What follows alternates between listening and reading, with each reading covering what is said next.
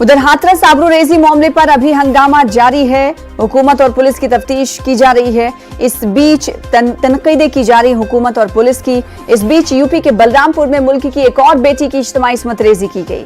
इज्तिमाई इस्मत रेजी का शिकार हुई कॉलेज की तालिबा बिलाखिर जिंदगी की जंग हार गई। तालिबा की आखिरी रसूमात की अदायगी देर रात में अमल आई। सख्त सिक्योरिटी के बीच जज्द खाकी को दरिया नजर आतिश कर दिया गया। इससे पहले पोस्टमार्टम किया गया था। वाज़ेह है कि एडमिशन फीस जमा करके लौट रही कॉलेज की तालिबा का अगवा किया गया और इज्तिमाई इस्मत रेजी की गई और हैवानियत का सलूक रवा रखा गया। पुलिस ने बाद में 2 नामजद मुलजिमों को गिरफ्तार किया है।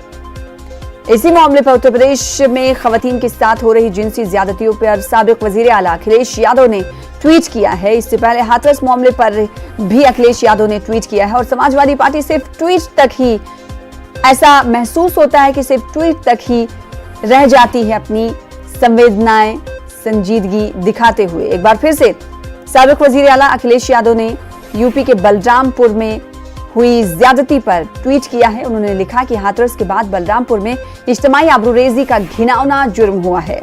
आबरूरेजी का शिकार मुतासरा ने दम तोड़ दिया। बीजेपी हुकूमत बलरामपुर में हाथरस जैसी लापरवाही की पर्दापोशी ना करे, कसूरवारों के खिलाफ फौरन कार्रवाई की जाए। ये तमाम मांगे साबिक वजीर आला उत्तर प्रदेश अखिलेश यादव ने की है।